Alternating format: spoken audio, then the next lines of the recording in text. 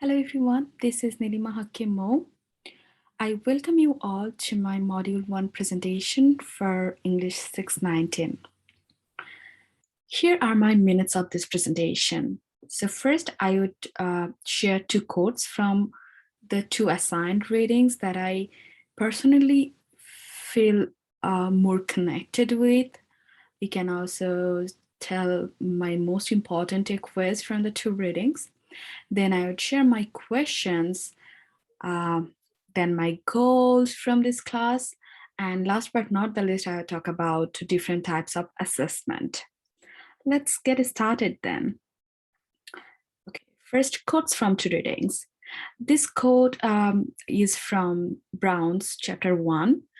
So the quote is, "The fear of failure is perhaps one of the strongest negative emotions a student can experience, and the most common instrument inflicting such fear is the test."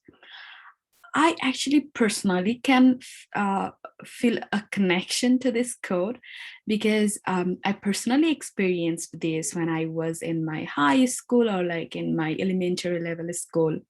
I also found many of my friends suffer from the fear of tests,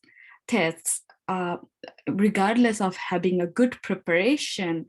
Um, they couldn't really score a good result just due to the anxiety they used to have during those tests. So I feel tests are intimidating. Tests give anxiety to students. Students also have the fear of getting judged by the instructor, by the teacher, or by the test taker, because tests give some judgment on the competence of a student's performance in a specific domain. Students also have the fear of evaluation, like again the same thing, kind of getting the being judged by the test takers. And I think it hinders learning process. So when students have the fear in their mind, they can't really do great in their tests. So it ultimately hinders their learning process. The second quote is from chapter 1 of Green. So the quote is, "To be really effective as teachers, we need to find effective ways of assessing learners." The reason behind choosing this quote is, first of all, we know there's too many misconceptions about the concept assessment. We mostly use tests and assessments interchangeably when they are not really the same. So I have some action plans here, like that we can have in our mind, that we can do actually to clear these misconceptions. So first of all, we have to understand what effective assessments are, or what assessments are. We have to find out effective ways to assess our students, being informed of their needs, of my students' needs. I mean, assessment should be purposeful, and students should also be informed of the importance of those assessments so they can eradicate their fears in them. So they don't really um, get the get these two concept, assessments and tests, mixed up and have the same fear in their mind. Okay, the reason behind choosing these two codes is, I feel like when the first code is kind of giving us a sense of problem, the second quote is actually offering us a solution. So the first quote offers a glimpse of the overwhelming nature of tests, where the second quote introduces assessment to us and tells us what we can do to be effective teachers. So that's why I actually chose these two quotes. Okay, now let's talk about the questions I have after reading these two readings, or like on this overall concept. So my questions are a bit more practical, I'd say, in terms of like not really connected to these two readings, but about their implementation. So shouldn't we consciously include assessments in our lesson plans and curriculums to ensure their effective use? Because personally, I think like in a class of 50 minutes, we can't really do assess our students as we want. But if we have this consciously included in our lesson plans and curriculums, then we would also track down our uh, uh, our teaching.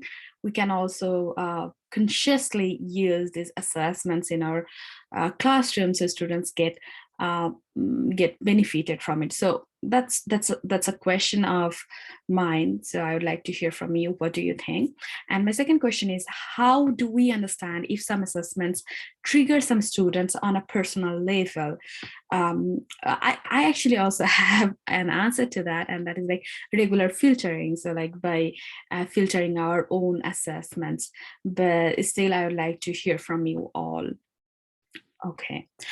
Here are my goals from this class that I would like to reach. First of all, I would like to understand this concept of assessment more clearly. I'd like to figure out effective and appropriate assessments for my students. I'd like to implement effective assessments in my own classroom, make my students aware of assessments, so like why they are necessary and how my students can be benefited from them. And last but not the least, make my students feel that their learning is getting valued, not judged.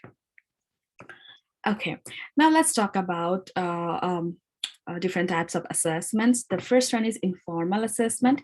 Informal assessment is offering feedback to students without being judgmental or having the intention of judging a student's work or giving them some scores.